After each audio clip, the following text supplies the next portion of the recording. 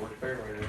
I'm now graduated. Get started. I'll just say tonight, as we go through roll call, Carol Heflin is joining us from California. She's out there with a family who's got a medical situation going on. So Carol, we hope everything's going well with your family. Glad that you can still take time to join us online.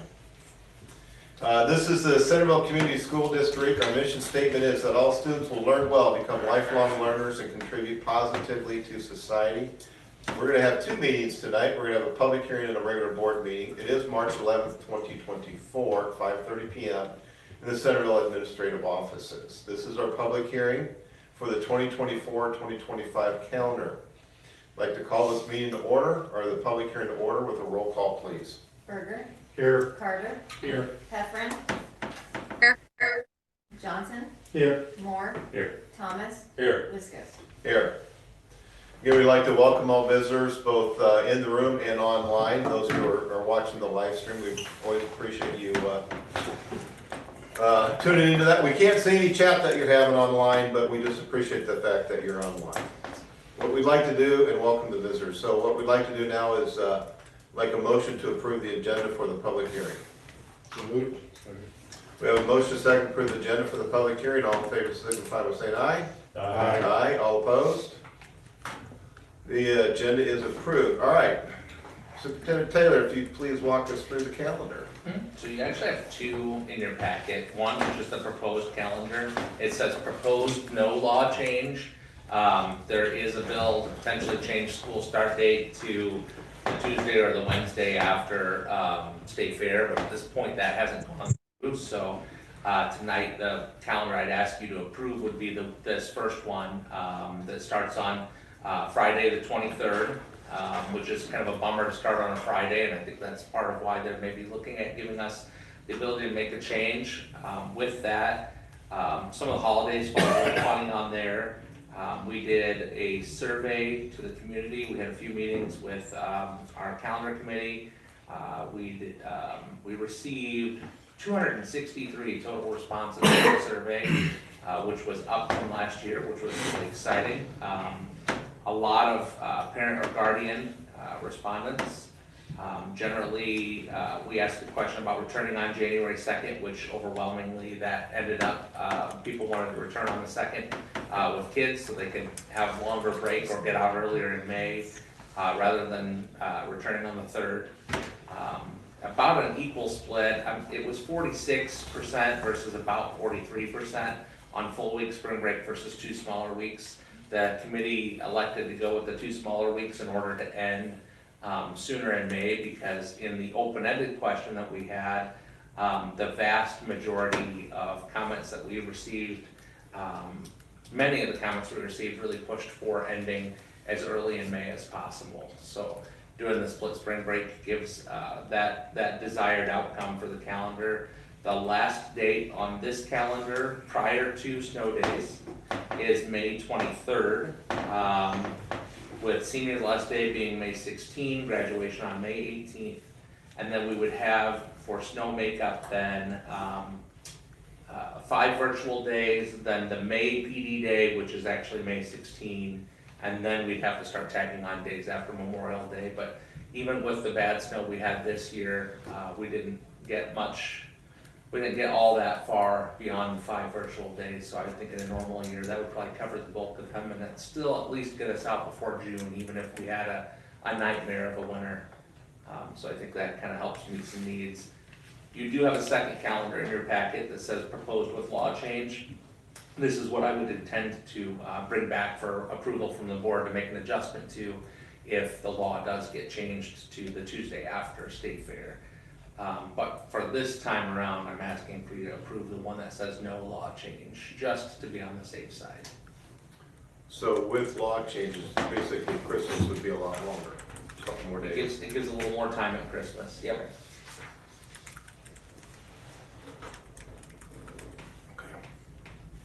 And again, right now that's based on Tuesday being the day that we get back. If they adopt Wednesday or if they adopt Thursday, that would have to be tweaked a little bit to match that. But really the one to approve today is that top one. We have 1,105.5 total hours in this calendar. There were some questions in the calendar survey of why we would do hours beyond the minimum hours in our calendar. That probably came up 7 or 8 times in the open-ended question. There's a few reasons for that. One, if we have a late start or an early out, those hours count against us, so we need some buffer for that. Two, to be honest with you, I think we should probably look at if we're going to be asking our taxpayers to make sure that we provide a high-quality education. By funding a high-quality education, we shouldn't give the bare minimum. We should give a little bit more than the minimum so that we're doing more for our kids. So that's kind of the reasons why people build those buffer hours in there. They've got it for buffer and they don't want to just do barely what you have to do. How many hours are required? 1080.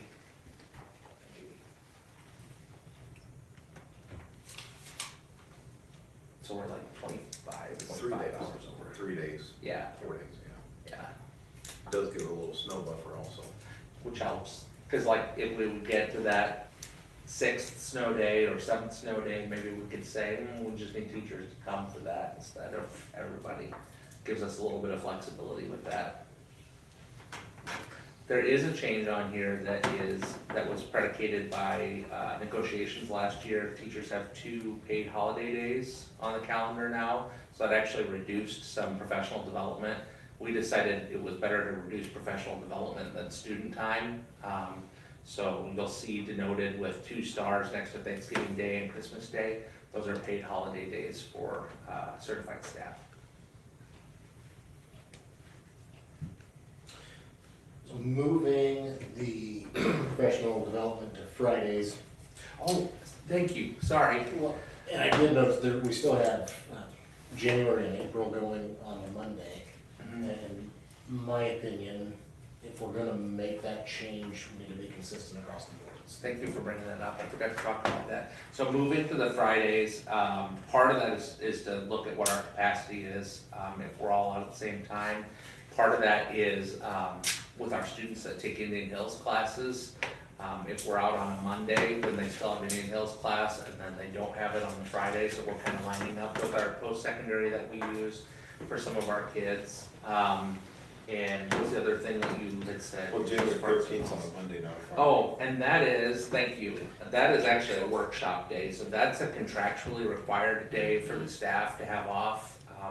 They get a workshop day at the end of the semester. So, Okay.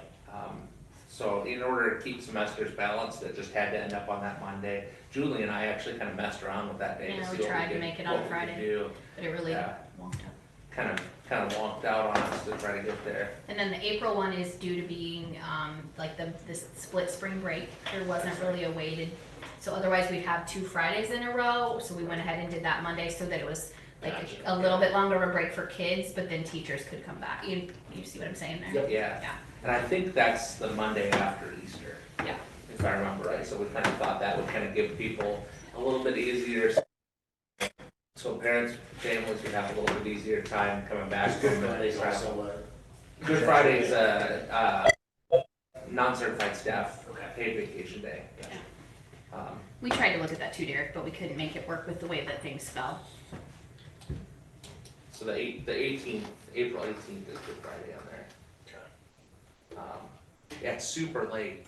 This was a weird year with 23rd being a Friday and Easter being so late to just try to kind of meet all those family needs for everybody. But I think this ended up being a pretty decent compromise. There's a little bit of something for everybody to enjoy and a little bit of something for everybody to dislike in the calendar, which is usually, that means you've done a pretty good job of hitting the items, I think. Just one last question I had, and this was even pre-board days that I've always questioned, and I assume most of it is to the late start, but semester end. Is there anything that can be done to get the end of first semester to coincide with spring or with Christmas break? Yeah, starting on like August 12th.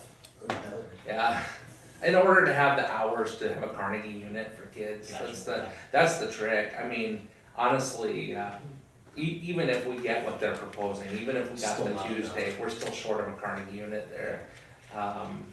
And I'm just asking because these are some questions that have been asked to me, and I know. And here's the beauty of it, that's come up each of this 2 years at calendar committee too, and we've kind of played with it a little bit. I will tell you the, 6 years that I did this, or 5 years, I forget, in Burlington, that was the same question every year too. It just, it used to work somehow that way, and it just doesn't anymore. Maybe school start date was earlier, back before I knew how that went. But yeah, it's just, it doesn't fit hours wise. We're pretty balanced on hours between first semester and second semester in this calendar. It's still a little bit out of balance, but it's not terrible. Days are a little better balanced.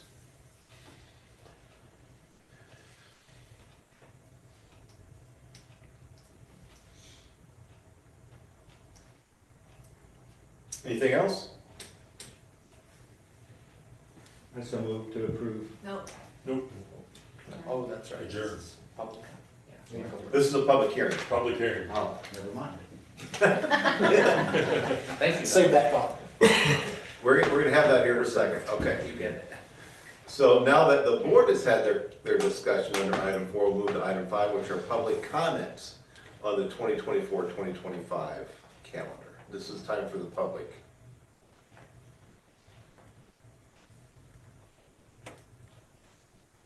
Seeing no comments from the public, now we can motion to adjourn to a regular board meeting. So, Also move. second. We have a motion second to adjourn the public hearing for the 2024-2025 calendar. All in favor signify by saying aye. Aye. All opposed? All right, the public hearing is now closed. Now we'll move to our regular board meeting, which we'll call to order with a roll call, please. Berger, Here. Carter, Here. Heffron. Here. Johnson, Here. Moore, Here. Thomas, Here. Liskus. Here. So I'd like to welcome all visitors again online. This time we'll have our public forum, and per board practice, I'll read the guidelines for public comment real quickly. We'd like to remind all speakers that while this is an open forum for any issues of praise or concern, the board does expect all speakers to maintain a civil tone and refrain from using profanity, raising their voice, or making statements that are threatening or harassing towards any speaker wishes to create disruption may be asked to leave during the meeting. We also want to remind all speakers that comments that may be made during the public comments for the person making the comment, and the district will not be responsible for defamatory or potentially defamatory statements made about a particular person or persons. If this board's practice not to engage or respond to speakers during the public comment session, regardless of the topic and or concern, if the board wishes to further discuss or address an item raised in public comment, will do so by establishing an agenda item at a future board meeting or delegating the responsibility to the administration. All right, this time, is there anybody who would like to address the board in the public forum?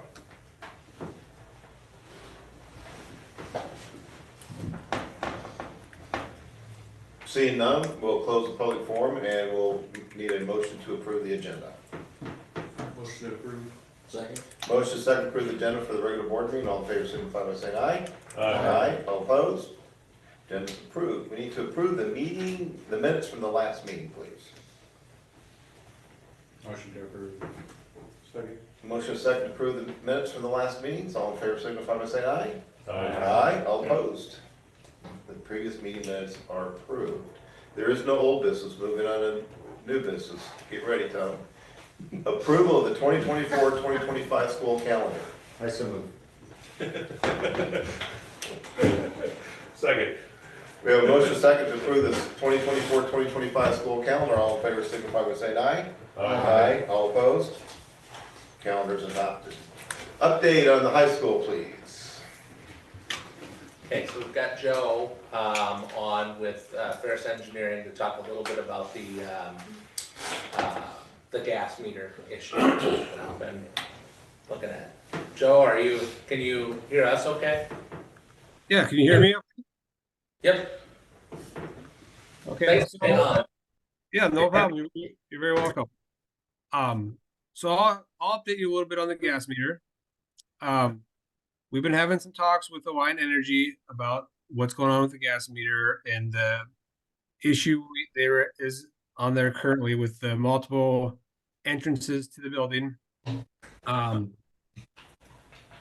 We've gone through a number of conversations with them, and as of today, they definitely came back with only one entrance is allowed. Wait, what was that? You kind of cut out there. They came back with what? Only one entrance to the building is allowed for gas. Okay. So with that, with that, we have 1 meter on the south end of the building near the chiller, and we're working on the routing of how do we get to the other areas, because the tech wing has a need for gas, and so does the science wing, as well as the unit that sits on the south side of the wrestling room. Those 3 areas have gas loads. Okay, so let me ask Joe, so did we go through the whole fire marshal inspected and give all that information to Alliant to review? We gave them all the information showing them that the walls are fire rated walls. They being Alliant has a requirement specific to Alliant in their gas manual that was unknown by us, that talks about no metallic fittings or piping between buildings, even though we have the firewalls in place. So this is a requirement that's specific to Alliant that we were unaware. Okay, They originally had an understanding at the beginning of the project. Rochelle had an understanding with Jeff Royer, who was the project's manager for Alliance, right. that they could do this, have multiple meters, but they never got anything in writing. Well, that I understand, that's been that case for a long time, that's been known for a while, yeah. This is a change, Joe, from even a week ago when they're saying it shouldn't be a problem to have multiple meters as long as we get the fire inspection. That was the understanding a week ago. Is that correct, that a week or 2 ago we thought that, and this has now changed? That was when I was having my conversations with Alliant Energy. That was a possibility that we were under the impression of. But when we provided them the information, being Alliant, that they have a section in their manual. I pulled that up. They kind of talk about 2 things in one paragraph. So when we pulled that up and said, "Hey, we meet all the requirements," he pointed back to a different section and that point about the metallic fittings that kind of put a stop to it. And like I said, I had an email today from them saying that's, referencing that. And we've been working on that for a while, just trying to get the right information to and back and exchange with those guys. So what's next then, Joe? So we have a routing proposed. What I need to do is I just was talking with Rochelle, exchanging some emails today, and Brian Bartlett, who's been filling in for Rochelle when she's on maternity leave. I need to send that over to the contractor to get their take at it for feasibility wise, how we can approach it. I mean, there's a few different options. When we initially looked at it, when we thought we could potentially go through the building, and that's just not a feasible option, right? To route gas lines to the building that way. So our first thought is going up on the roof and across the building. And that's pretty common in the industry, to route gas line, or we can go all the way around the building, but that would require, trenching and going underneath parking lots, which is kind of how your wing was done from your science wing over to your tech wing.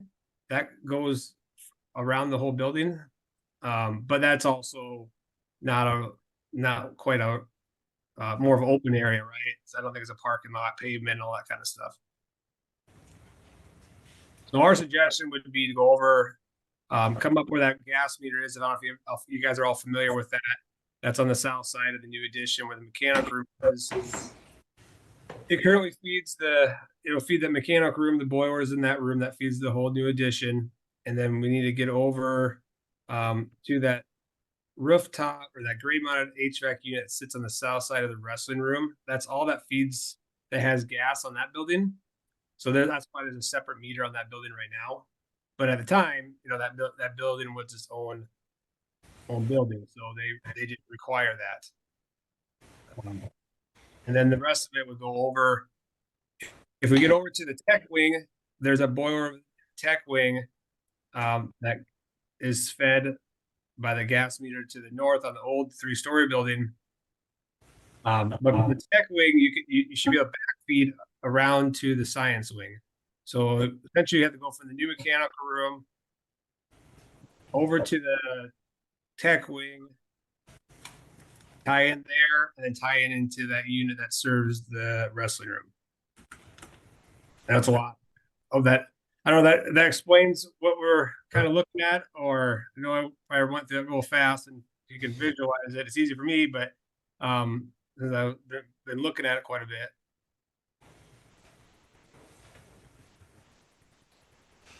So you're talking about running the gas from the meter, the new meter, to the roof, and across the roof of all those spaces to connect them all. That's That'd probably be the most invasive, or least invasive way. Like to try to get through the building, to get the building, to get that line inside the building. I don't got a size on that at this point, but to get to that building and get all the way through interior to the building, that would be very invasive, right? Tiles and routing and ductwork and getting through all that. Otherwise, you can go, on the outside and circle around the building.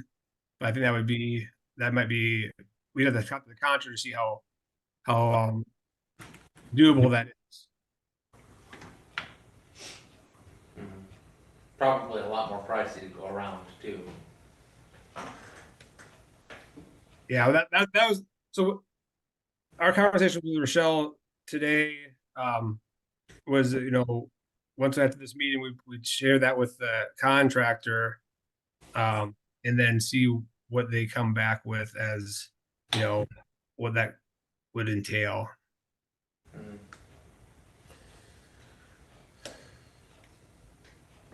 Yeah.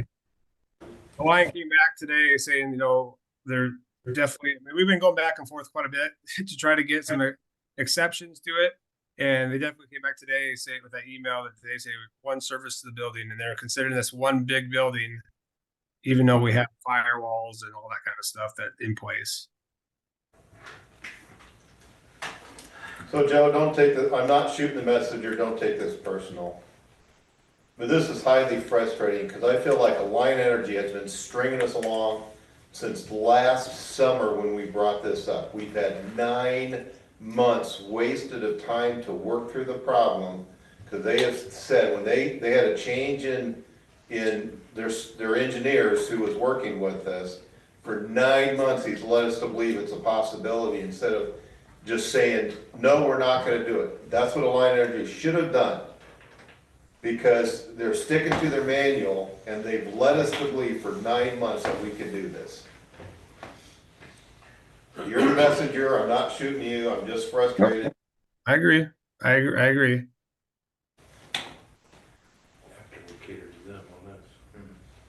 And we've done this.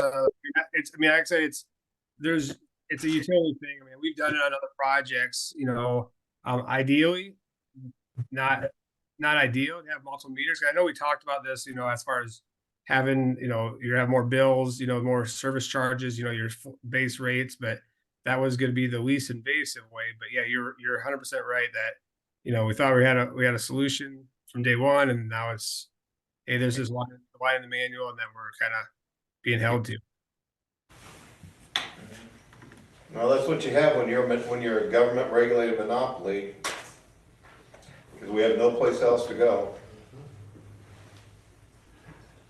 Do we have anything else for? So do you need anything from FRK at this point? Or is it up to you to get the design done? It's up to so we're working with FRK. So between Ferris and FRK, we'll work through this and get the stuff to the contractor so they can look at the routing, and get it all moving forward to the next step. Okay. Do you have a timeline when you'll have your design done? We should have that done. I have it drafted up as far as just and in a red line form, but if we get to the contract and get some stuff back to them just about feasibility, because some of that's just routing, and then probably next week, imagine. Okay, Is this Alliance policy? yes. Yep. Where do they get their policy from the government, or is it their policy? It's theirs. It's their policy. So it's not a government policy. Because we dug through the code and building code, and we have not located a spot where it says that. Of course, they're providing the service, so they can regulate that more than we can. The firewall issue, it was a little confusing in the firewall issue because we meet all that requirements, but their biggest thing was this metallic connection. And we believe we really believe it applies to a different situation, but if you read through it, I can see it work both ways the way they have it written. So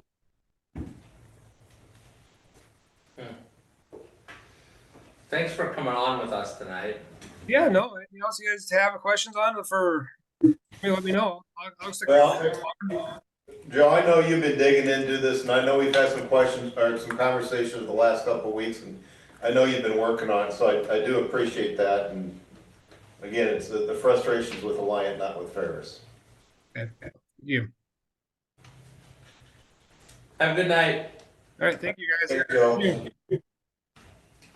Aaron, do you have any other updates you want to share? Because it's kind of slated as open to be able to share any updates on it. I did prepare an update, yeah. The groundwork has started in front of the school. They've taken out the curb and rounded out the road for the shape of the new entrance. They have started painting in the commons area. It's not complete yet, but they started that, and then in the locker rooms. They are currently installing the pipes for the sprinkler system in the wrestling room. That should get completed within the next couple of weeks. Tile 4 is complete in the kitchen and main bathrooms. And in the bathrooms, the ceiling grid has been hung as well. Cabinets have been installed in the teacher's lounge. Lights have been installed in the gym and weight room. The weight room rubber flooring has been installed and the mirrors were being hung today.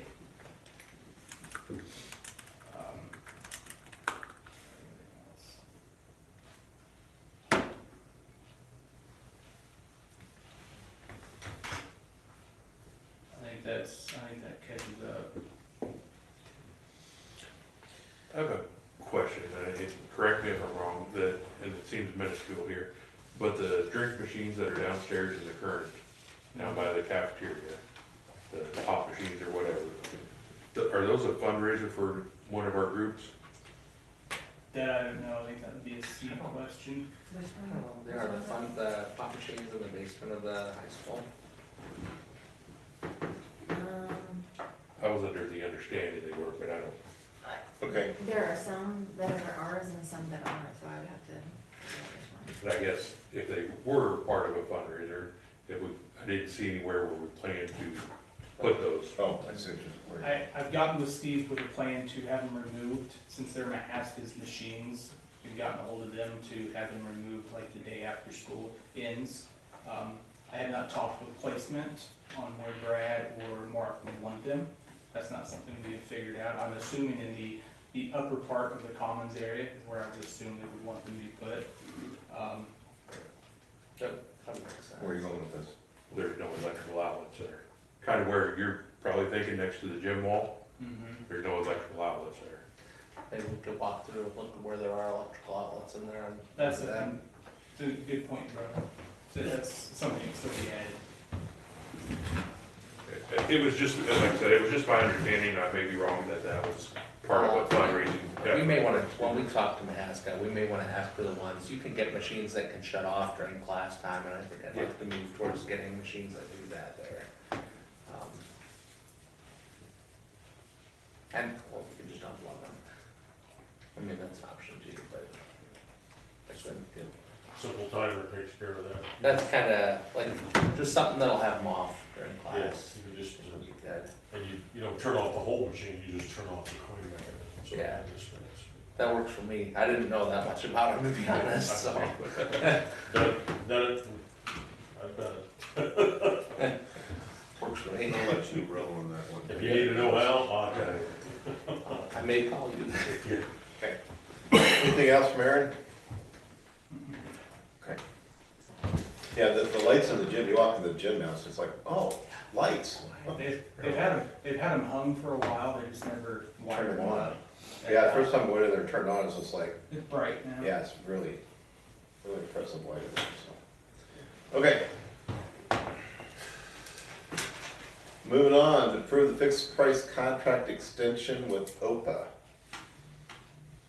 Just the annual, extension documents. This year, the consumer price index rate increase for food eaten away from home is 5.2% increase, and that is what the DE consultants say that, pretty much has to be added to the meal price, so that's what they're doing. Okay. It was 8.3% increase last year, so it did, Slow down a little bit. Things are healing. well, that maybe. I mean, actually, that's probably less than, what the groceries have gone up, so. Motion to extend the contract with OPA. Second. Motion and a second to approve the, contract extension. All in favor, signify by saying aye. Aye, all opposed. Contract is extended. Approve the Timberline agreement. This is for Medicaid billing, started like 4 years ago or so.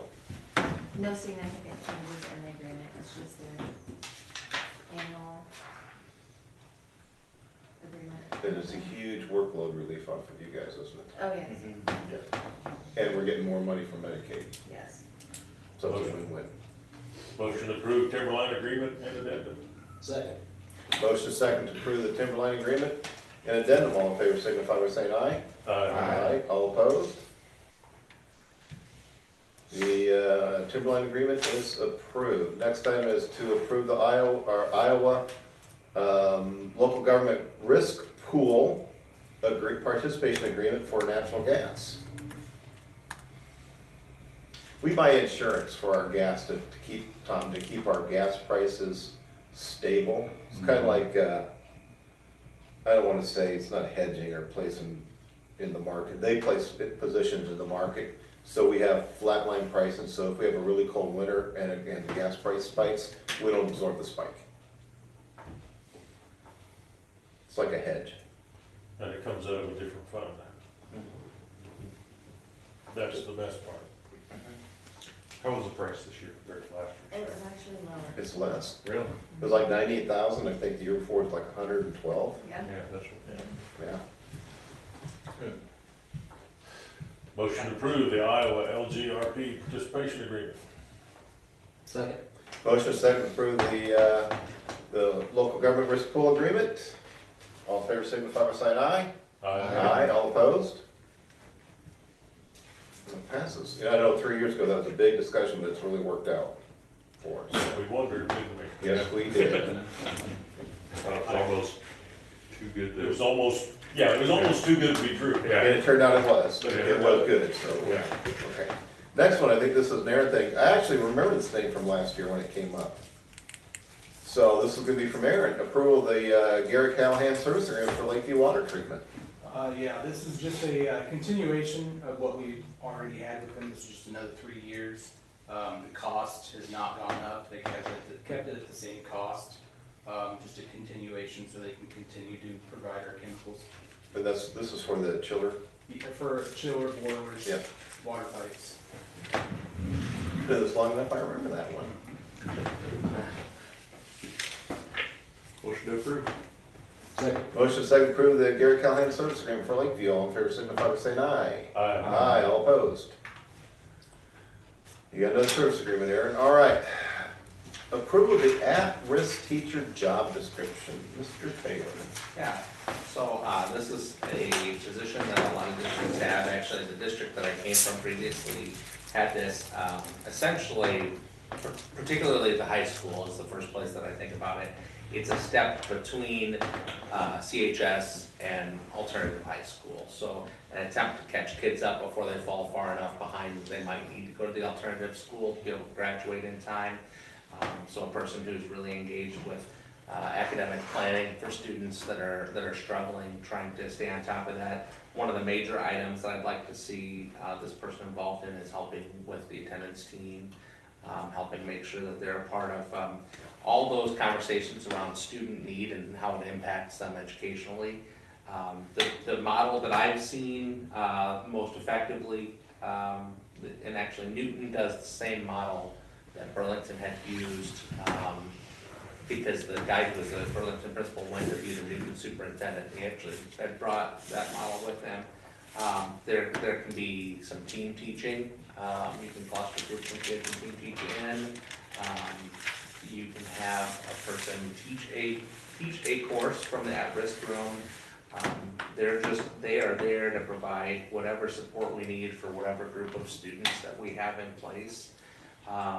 You know, in terms of how many of these would we like to have, eventually my goal would be if we have our system perfectly designed with an MTSS model for multi-tiered systems as a support model for our buildings, we would have one of these at Howard and one of these at the high school. Initially, I'd at the very least like to look at trying to get somebody at the high school, and we've got that built into kind of our budgeting for next year, to try to reduce the number of students that make it, that need to go to alternative school. Because again, we have kind of a big number. I was just talking to April. She does an awesome job. April's fantastic. She's getting really, not overwhelmed, but the numbers are kind of overwhelming in there. So this helps to provide a check-in before you have to get all the way to, well, you better go to the alternative school and get caught up now. So you gotta have the right person. These positions are, it's not so much about the job description, it's not so much about where they are and exactly what they do, but who they are and how focused they are on individual students. I mean, you think about, you've got that kiddo that's just a little bit lost at school, and this person is an important check-in person for them to help them be able to figure out how they're gonna get their way through it. Thank you to Julie for a lot of help on the job description too. I will admit, I kind of had a roadblock on this and she found a number of things. Looked like there was a lot of stuff in it. There's quite a bit to it, and that's the crazy thing about a job description for something like this, because you really have to kind of cover all of those possibilities, right? Because you want them to have the flexibility to do what's needed for a kid. And this, like, I don't know, you could call it like kid champion, but that probably doesn't sound as good on a job description. I would say they stand next to God. Yeah, I think so, and hopefully we find somebody to do it that does that, you Yeah. know, people who can do the right thing. Approximately how many children will they have in their class? Well, that's a great question. I mean, I would say you probably, anything you're doing that's an intervention, you don't want probably more than 16 kids in there if you're gonna do that. Like, for example, we've got our, at the elementary, we've got transitional kindergarten, and we really try to cap that number somewhere in that range, just so that it is an intervention with lower numbers. But each period might be different for this person. You might have a period where they only have 2 or 3 kids and they're working on something really intense. You might have a period where they're in a classroom with another teacher and 25 kids in the room. You might have a period where they have their own class of 13 or 14 kids. So you don't have a teacher for this program yet. Right, yeah, this would be all new for us. And something that, what I would really like to do is if we find the right people to do this and we find a team to come together for this, I'd like to take them actually to Newton to go see their program. Because I hear, some of the folks at the high school have said that they have an invitation to come and observe it there. So I'd like to take them out, hop in a Suburban, go watch what they do and see how their program works. Because I've seen it from afar, but I want somebody who's been in the trenches of it to tell us, here's what we've done that's really made a difference for kids. Long time ago in my other career, when I taught in Ottumwa, there was a teacher, he was actually from Centerville, and he did that type of program. I can't even think of the name of it now. His name was Mike Betke. Okay. What a fantastic teacher for the at-risk program they had there. Mm-hmm. He just did such a good job, and of course then he put teaching, became principal, superintendent, Well, there you go. down what happens to Yeah. him.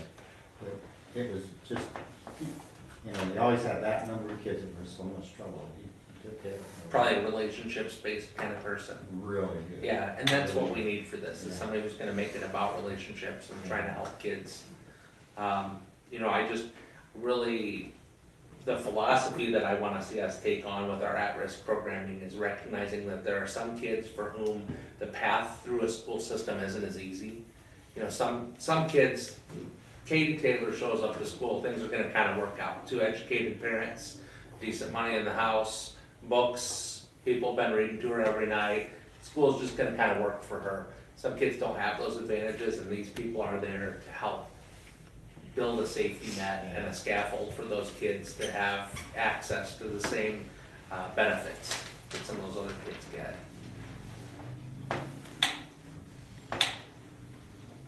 I love the idea of this. Thank you. Motion to approve the at-risk teacher job description. Second. Motion second to approve the at-risk teacher job description. All in favor, signify by saying aye. Aye, all opposed.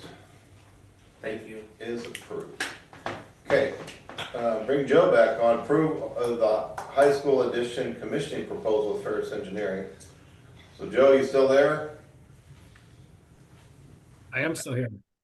Hey, I'm gonna give you an apology. We should have put you together, these two things. Oh, that's fine. Yeah, so, sorry about that. I just like listening in. It's interesting stuff. So Yeah, so, some of us have been doing this for a little while, that we understand, project commission, but why don't you walk through that? Cause I know there's a few people in the room that haven't been through this. okay. So we helped you guys out on the last project, the Howard Middle School Phase 1 and Phase 2. Went through the design, and then we got into the commissioning part of it. Commissioning is over a certain size of project is required for code. So that's the first part. But what it does is it goes and it's doing a double check on the contractor's work, making sure thermostats are connected to the right units, making sure things are running. We as the design firm goes through and make sure that, hey, when we walk the project, that ductwork's connected and all our things are checked off, things are insulated and all that kind of stuff. Lights are installed.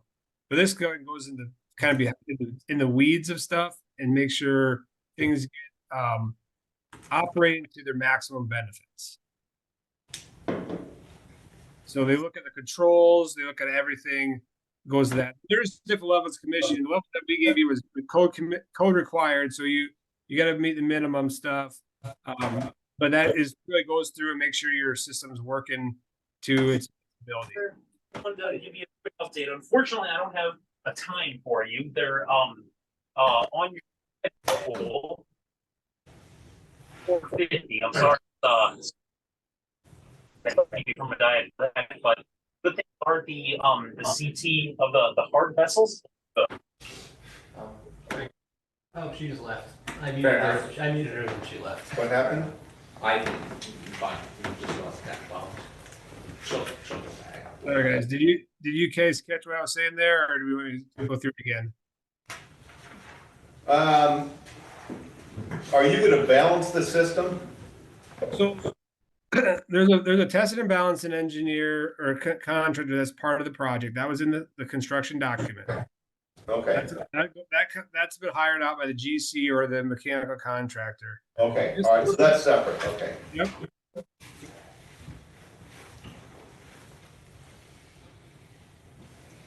And Aaron, has this been beneficial Yes. for you? Required by law. I mean, just someone that knows the background more in depth can narrow it down and make sure Home everything's inspection, except bigger. It wasn't required by law when we built the tech wing. And the contractor just put it in and walked away. And that's the reason we had the mold issue and all the other problems there, is because no one actually reviewed the equipment and did this commissioning. And so they finally decided to require it by law, because school districts are, and others, we're getting taken advantage of. So this is a safeguard to make sure that the public money is well spent. And the price came in good too. Yeah. Well, and kind of way, at first time I heard about it, it was just like, wait a minute, we paid somebody to design it, we paid somebody to put it in according to design, why do we ask somebody to make sure? And the longer I've been doing this, the more convinced I am we need to have that done. Yeah, it's another set of eyes to make sure that the contractor did his job. Motion to approve. Motion and a second to approve the high school addition commission proposal for its engineering. All in favor signify by saying aye. Aye. All opposed? So approved. Thank you, Joe, for your time tonight. All right, thank you guys. Yep. All right, next one is a tag team, Mark and Lisa. I'm gonna. Lisa's super excited to talk. I know she is. So this is all Lisa. Discussion of 2024-2025 budget and approval of tax notice. Start your questions. Well, you guys have seen a lot of these slides, most of them, but, so there's two handouts. One is the presentation. The other one is all of the spreadsheets within the budget file that get to the information that's in the presentation. And then I have several spreadsheets outside of this file that get me to the numbers. That go to the spreadsheets, that go to the file. So. It's like a multi-level marketing thing, that just. Everything is condensed in the worksheets in here, but, so, you guys can take a look at that later if you want to.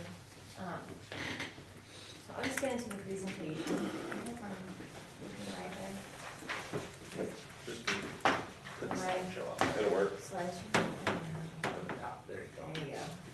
I'm smart. Good, I got you. Yeah, the creek graphics. Huh? Yeah, the good graphics again. Oh, yeah. So we will go through the budget timeline because we've done that several times, so, just wanted to skip over that. Okay, you are here kind of thing, yeah. Just give me some, what's right with our district budget. Between Mark and I, spending is focused and a balanced budget is priority for both of us. Tax rates are moving as planned, Which means down. yes. Unspent authorized budget is moving as planned. Which is up. Yeah. And financial solvency ratio remains healthy. And we have adequate cash balances, and that's why we can't do cash reserve levy. Some pending legislation that could affect the budget that we're still waiting on is SSA, state percent of growth or state supplemental aid. We still don't know what that is. The AEA funding legislation and the teacher minimum salary, which affects the teacher salary supplement, TSS. Can I ask a question there? Mm-hmm. I haven't quite figured out that teacher minimum salary thing. Does that bump everybody up or just that beginning teacher salary? That's a great question that we're still asking. You don't know yet. We're still asking for some answers to that. So there is a pot of money. The governor's office released TSS supplement spreadsheet, and it would equal about half of what we would need to bump everybody up. So it's still a little bit short of what it would take to take care of everybody's needs. So we're a little concerned about that, hoping that that number improves in order to do the right thing for everybody. Because right now, their dollars don't help us get there.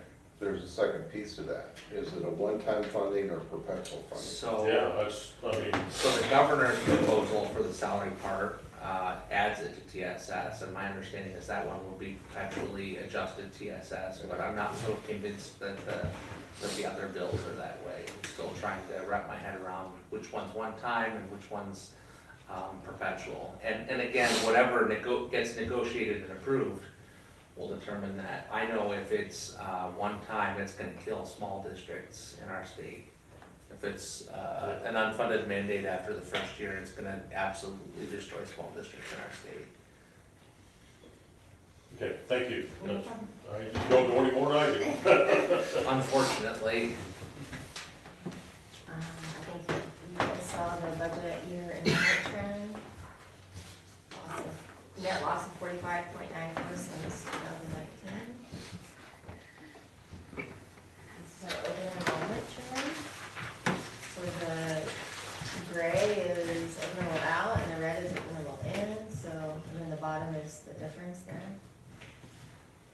that's not a Not a Not a positive. trend that I really wanna see.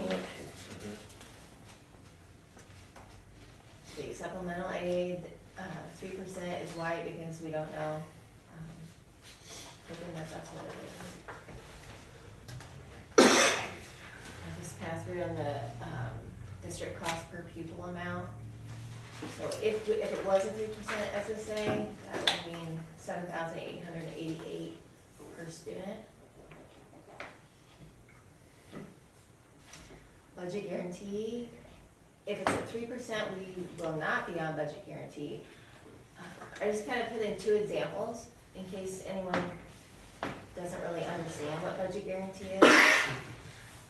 The top example is at 3%, so regular program district cost would be that over that 100%, so there's no budget guarantee. And then the bottom one was if which is not gonna happen, but if SSA was 1%, then to get to that 101%, the budget guarantee would be $10,841. So that's just kind of, if you guys wanted to see an example of what that is. This slide is SSA versus new money since FY20. Because SSA, when they say it's 3%, it doesn't always mean 3%. For instance, FY20, SSA was 2.06%, but new money to us, it was actually a 1.93% increase. And then over on the right side was the percent of settlement, negotiated settlement. So I think that's important to see It's a hugely important chart. what we're doing.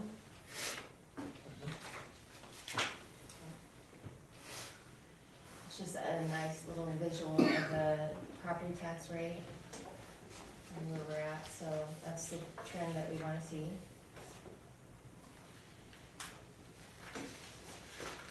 And I know you guys saw this last time, but those are board controlled levy rates. Can't do cash reserve, regular couple is 33 cents, the management this year would be 223, instructional support is 133, and we did not do surplus debt service this year because it wasn't worth it, so this year it's 0. Voter controlled levy rates, voted PEPAL, 92 cents, and basic debt service is 250. And then the rest is state controlled levy rate, 936. Just a good note, expiration of voted levies, instructional support levies, 2026, and voted PEPAL is 2031.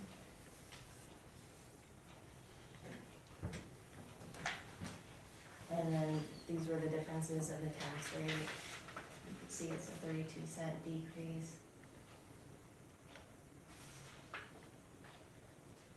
And that's the actual dollar amounts there.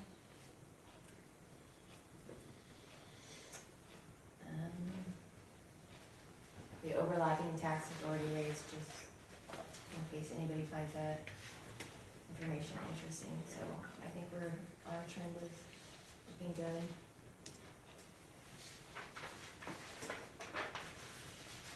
I think we already talked about, it's just things that we're waiting for the state.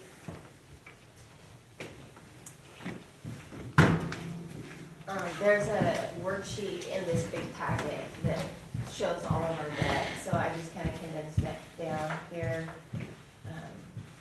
Those are all of our issues of the sales tax revenue bonds, and that total is the amount that we will pay for 2025 in payments. And then the other two series are the general obligation bonds, how much we'll be paying for that, and when those expire.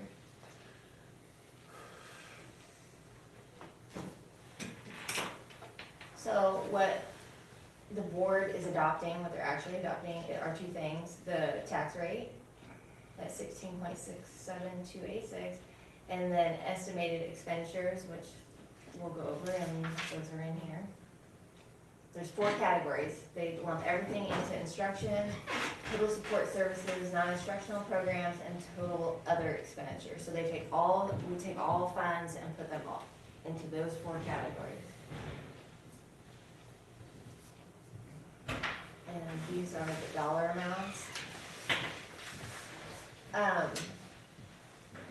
These are my maximum estimations based on everything that we don't know.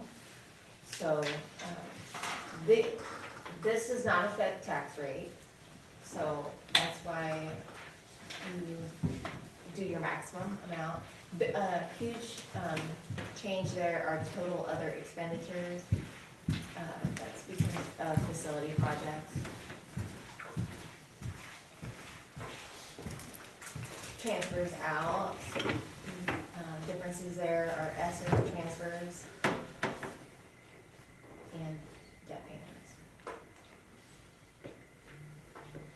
And we won't go through that, even though these graphics are cool.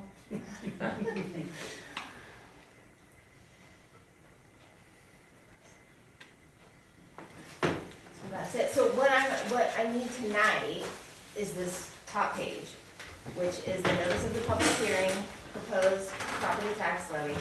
This is the information that is gonna get uploaded to the county auditor.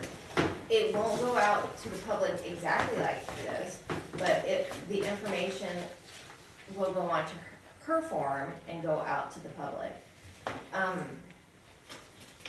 It's confusing because there's 3 columns there. The middle column shows a tax rate that would be if we did not change any of the dollars levied, which would not be something that we would do, since we have to make our debt service payments, valuations, change things, SSA. So that middle column is not Not a real possible, thing. it's not a real thing. But that's what's gonna go out to the public.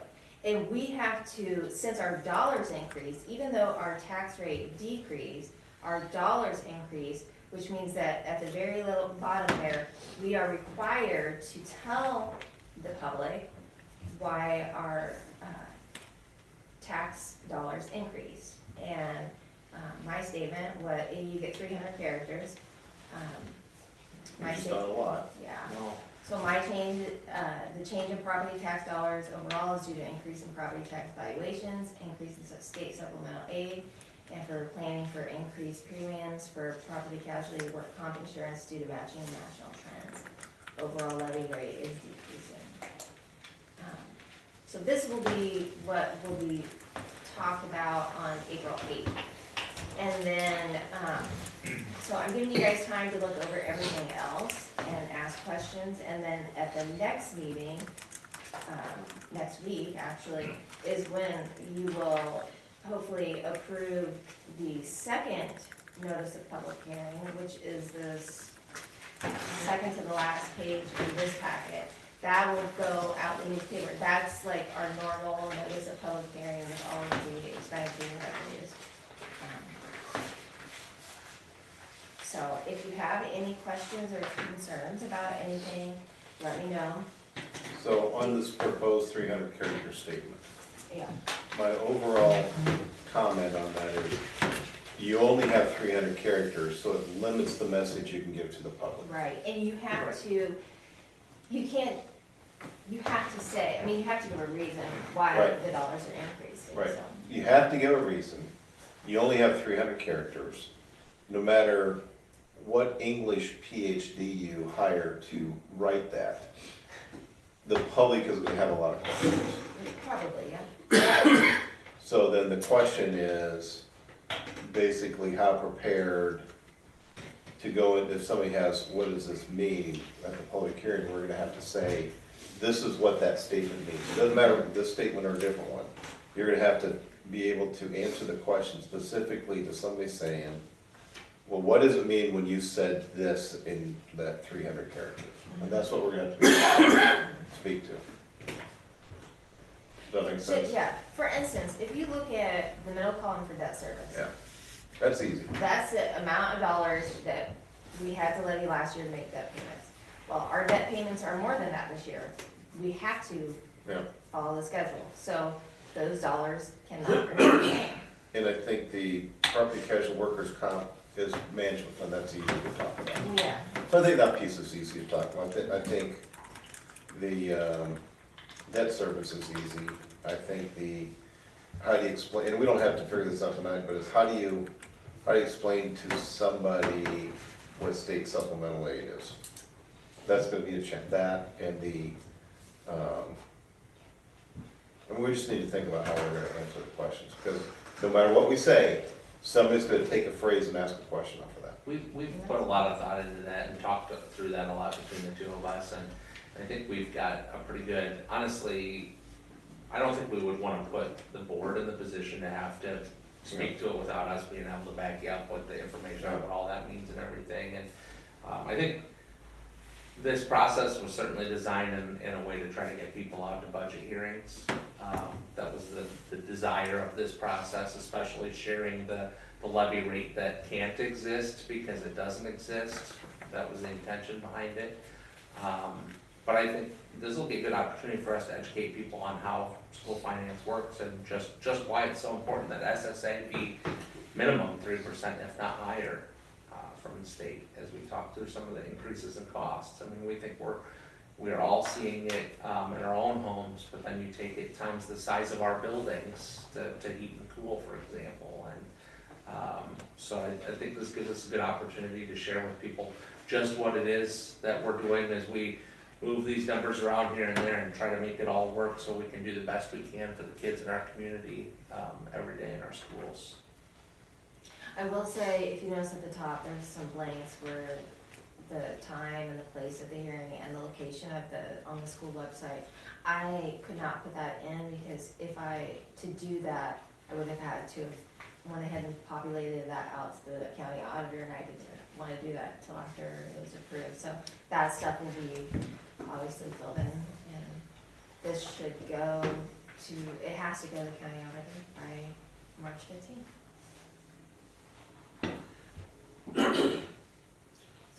It sounds as if you're, preparing for the work, I guess you say. Right. And I appreciate that.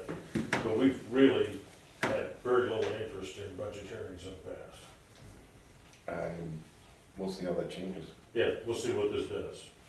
I can appreciate the legislature's trying to get people more involved, but I'm not gonna hold my breath. Fair enough. But we'll see. I'm glad you guys are prepared. Thank you very much. So we've discussed it, now we need to basically approve the tax notice, which is that document. So moved. Motion is second to approve the proposed tax notice as prepared by Lisa. All in favor signify by saying aye. Aye. Opposed? There you go. Approve personnel business procedures. I am really sad for the first one. I think she's done an awesome job for us, Absolutely. and I know it wears on her. And she had a very heartfelt letter in there. Savannah, if you're listening to this, we're gonna miss you. You've done an awesome job for our kids, so thank you.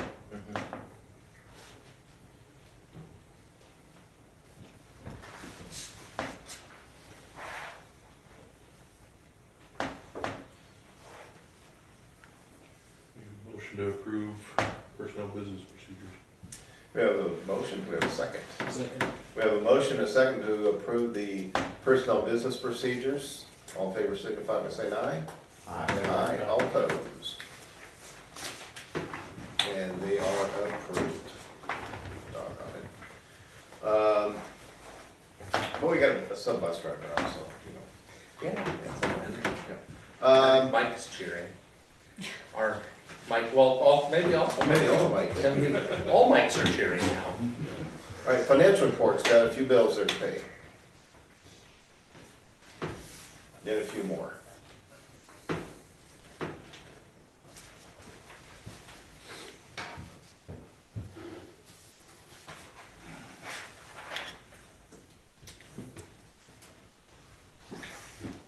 Motion to approve. Second.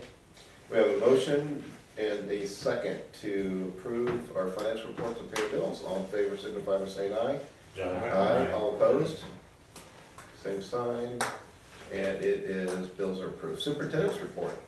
Hey, I will make sure that I'm relatively quick about this. First off, we had some awesome student activities this weekend. Just want to share with you high school speech. Had a state contest up at Xavier and Cedar Rapids this weekend. We had, 11 students participate, which was a great number.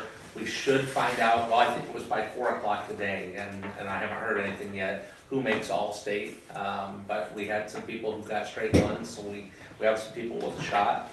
The middle school play was hilarious. Kids did a really good job. You know, our drama that we've got here in the district is really strong, and I think there's a lot of talent coming up from that group too, so really good deal there. Working on a couple concerns. We had some concerns with the parking lot behind high school. I got to talk to Mike a little bit today about some ideas. We're going to keep exploring that some, see how we can help make sure that everybody's safe back there.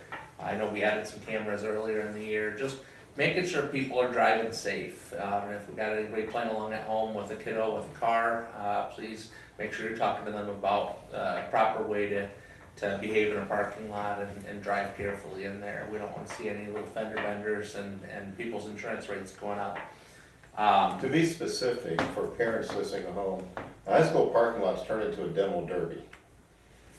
I think that might be a little bit of an exaggeration. A little harsh. But it's less safe than I'd like to see Yes. it be for sure, so. Please talk to your kids about slowing down in the parking Yeah. lot. And we're gonna work on upping our supervision as part of our look at solutions too. We've got a couple other ideas that we're kind of exploring, so. Just looking to see if we can't get that fixed, because we're about to hand a $17 million building to these kiddos, and we wanna kind of work on how we respect our property. And a parking lot's a good place to start learning that, so we can do a good job when we've got that beautiful new building in the fall. Another issue that we're kind of working through, and Julie's been to a few meetings on this, and I had one meeting on this, they're changing the state report card for schools, and they're drastically increasing the impact of chronic absenteeism on how we're rated as a school and compared to other schools across the state.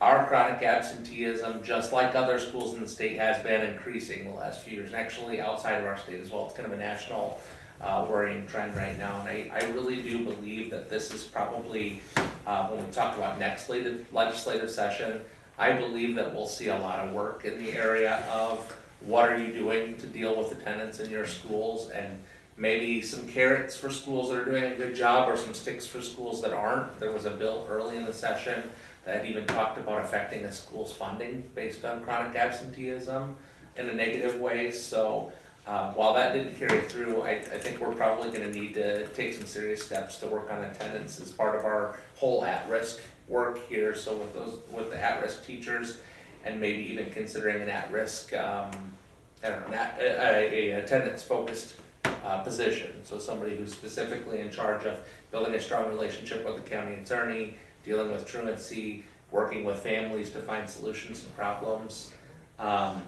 So I intend to be exploring that a little bit over the rest of this week, and I hope to even maybe have information to share with you next week. I think we've got a couple possibilities that we could go with that. I just want to make sure I have my ducks in a row before I commit to something at the board table that I think is the right answer. So more to come in a week's time, because you're so excited to spend another week with me next week. And then some positives to end on. We're working on hiring teachers. We met, was it 47 candidates, I think it was, at the job fairs that we went to that had at least enough interest to share their contact information and or resumes with us. Ironically, we found a high school science teacher not through a job fair that I plan to have on the table for you next week, or actually in your packet for next week. I just hadn't gotten to the salary portion with him yet, but an experienced teacher that has actually taught at the college level and taught at the high school level, physics and math, but he's going to teach the all sciences for us. We've talked to him about the freshman science, so he's going to get some classes for that. And knock on wood, we're in talks with a couple people about special education, that we may be able to fill our special education spots even in the near future. We could be cooking with gas and heading into the summer, having everything staffed if all goes well. It's on the same meter. Yeah, it's gonna be on the same weekend, right? Yep, one access. Very good. All right, that's all I got. Okay, thank you. So, board takeaways, start with Tim. On Saturday, I got to experience the middle school play, and I thought the kids did a great job, and it was really neat to see how they all kind of came together. The kids that helped with makeup, those were doing concessions, some were doing the stagecraft stuff, and they all worked together really well, and it was a very entertaining night. So, let's give a shout out to the drama. That's all I got. Mr. Moore. I guess I just want to thank Mark and Lisa for the financial information you guys have been providing lately. It's been terrific. It helps keep the understanding moving forward. I love the graphics. And also, you know, the positions, I guess, that you're looking to fill with, you know, I think that's very important. I appreciate the forward thinking on that. Eric. Everything that Mike said, but to kind of bounce off Tim, last Monday went to the middle school and high school jazz band concerts, and hats off to Daniel and Tyler for working with those kids and putting on a great concert. And, here there was some illegal contraband that may have made its way back in for their fundraiser with the Krispy Kremes. A certain board member may have tried to confiscate on the way back, so. A cop and a donut, are you saying? I do not recall. Hats off to that group and Performing Arts Boosters, certainly appreciated. I only got one of the 2 dozen Krispy Kremes that we purchased. Well, see, I ended up getting the diet Krispy Kremes. Oh. Yeah, they were really good. We've gotten those. What's up, Doc? Well, as long as you give credit for the middle school, the high school play was phenomenal. Oh my gosh, there's a little bit of talent there, to say the least, and it was just an enjoyable thing. I enjoyed the at-risk that you're talking about. I think that sounds such a valuable thing to help those students out and we need to keep them in school. So that sounds, hopefully we find the right person to do that. I know it's kind of special quality. I enjoy Aaron's updates, and it seems as though this $17 million project is coming to a conclusion at breakneck speed. It's almost hard to keep up with everything that's getting done. When they started landscaping, you know it's getting close. I certainly appreciate Mark's efforts to attend all these job fairs. I think that's our secret. They have to get used to seeing us year after year. You know, when you're a fixture, word passes. So I think that's really helped our recruiting efforts, and I know it takes quite a bit of work to do that. And lastly, I again would say that I feel very, very fortunate that we have Lisa taking care of our money. And I would add to your presentation, the one thing that in all the years as a school board was when you passed out or someone passed out that little flow chart where all the income comes here and all those little arrows to show where it can go. That really simplified it for me about school funding. That just summarized it so well.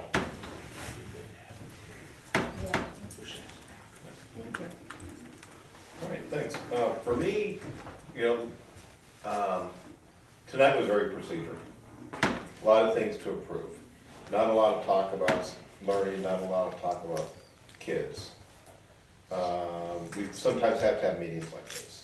I mean, we had the board workshop a couple weeks ago, and there's gonna be some things coming out of that to do that we did talk about kids in schools and all that kind of stuff. One of the things I remember from the ISD convention, the first year we went to, it was basically how to be a board member whatever it was, he said, more than 50% of your time at a board meeting should be talking about learning and education and all that kind of stuff. And it seemed like kicking into COVID years and all that kind of stuff, it was none of that. And so as I think about time, this has to be one of the procedural meetings that we gotta have.